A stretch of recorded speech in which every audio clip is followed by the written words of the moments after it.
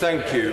Mr. Kenneth Clarke. Mr. Speaker, may I first of all join in with those who have congratulated my Right Honourable friend for Dorset West by giving us this opportunity. At last, I think, we're already seeing as we go along, the House is moving into a mood where it is going to be possible to end the catastrophic shambles of the last 6 months. We are beginning to talk about actually being able to take decisions founded on some sort of cross-party consensus and some search for a majority that can be sustained through the difficult and long negotiations that were required to reach agreement on our final relations with the European Union. And it's up to this House, it seems to me, to respond to that properly and deal with this procedure with a willingness to compromise with each other and move towards some eventual binding, I think, recommendation to the government about the way in which things should be conducted in future, and I shall certainly approach it in that way myself. My right honourable friends also help the government, actually, although they're bitterly resistant to what he's done, raising absurd constitutional arguments which are complete fiction and which they could have remedied easily if they'd put down their own proposals for having indicative votes, which they told us they were going to 2 days ago. So this hair-splitting thing about the government should table business motions and not backbenchers is a completely piffling irrelevance. But actually, my right honourable friend from Dorset West has helped them considerably, because I've never seen the right-wing members of the European Research Group more apparently panicked by the way in which the House as a whole is moving. They're demonstrably in a minority. Their dreams of a no-deal departure are fading, despite the frequent meetings with the Prime Minister and their gliding into Chequers at the weekend. They're beginning to peel off now one by one, having first of all rebuffed it. So I congratulate those ministers who resigned in order to get this pressure going and bring us nearer to reality, and those who put this process together. But turning briefly to the substance of how I'm going to vote. As I say, I will vote not for my first preference, I will when it occurs, but actually for that which I can live with. Because I think, unfortunately, we are doomed, in my opinion, to leave the European Union within the next 2 or 3 years. My duty now is to exercise probably my own judgment, but my judgment of what is the national interest that will minimise the damaging consequences and perhaps save some of the better features for future generations. I have said before, I think, that the obvious compromise, it seems to me, is to, unfortunately, give up the political European Union and leave the political institutions and remain in the common market, as the public still call it, the customs union and the single market, thereby ensuring no problems at borders, no problems for business, the smooth running of trade and so on. And I do think it's that particular compromise. I can't give way, I'm sorry, but I would like to. I've been collaborating with the honourable member, but I must take notice of time.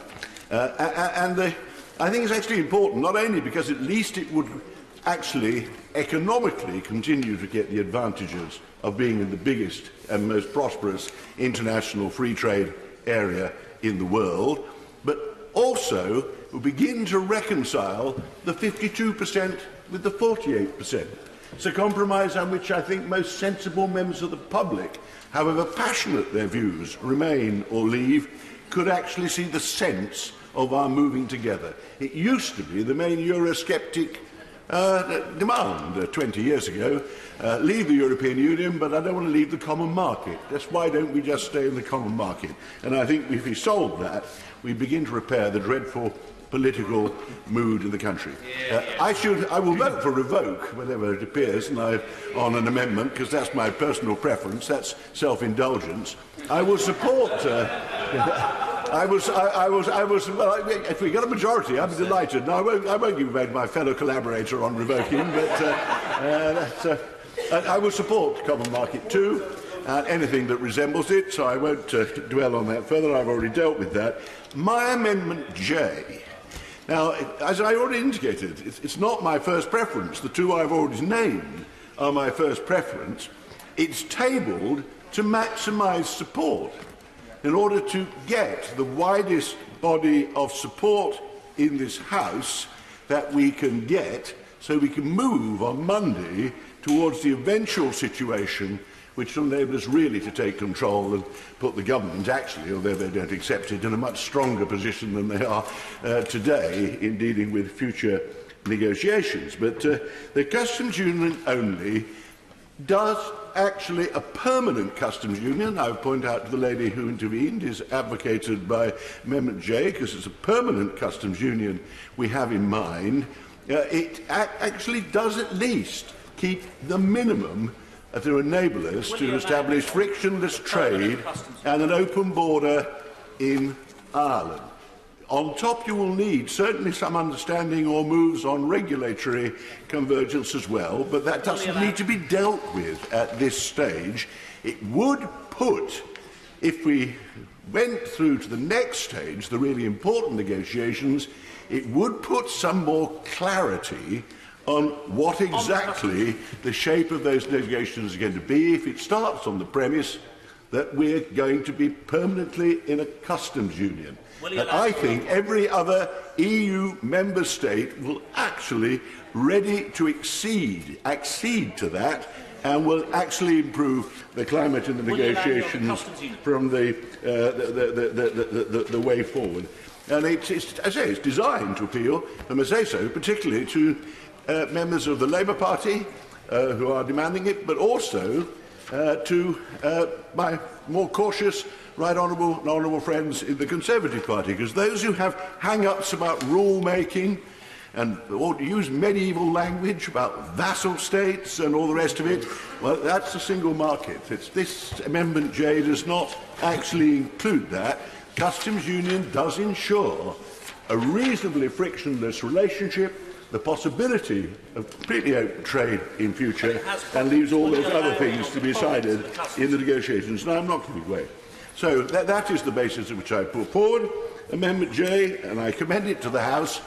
I say the fact you may prefer another amendment. I shall vote for several. I think we should all vote for as many of these proposals, these motions, as we can. And then we'll see which is the strongest.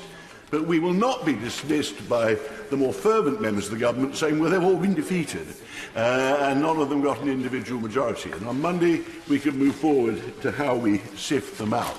It will, above all, I hope for the Labour Party, pave the way for allowing the withdrawal agreement through, because the main argument is not the contents of the withdrawal agreement. That's not the arguments they've been putting forward. It's the blind Brexit argument which so worries them. Well, even Amendment J, if we can't get a stronger one, it isn't a blind Brexit anymore. The Labour Party could at least abstain. We could then get the withdrawal agreement.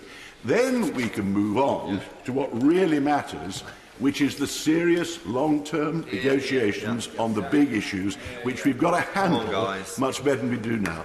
My last word, if we fail, if we're faced in fortnight's time with no deal, I think the feeling in this House is so strong against that that we must all vote to revoke at that stage. I think a lot of the public would think we've got ourselves into such a mess, it might have been sensible anyway to stop now, sort out what we are doing, and perhaps start again if the House is still enthusiastic to read. But that, I hope we can avoid that conclusion by actually demonstrating that Parliament is capable of orderly debate, reasonable conclusions, and contributing to the better governance of this country as part of this process, including, I hope, my Amendment J.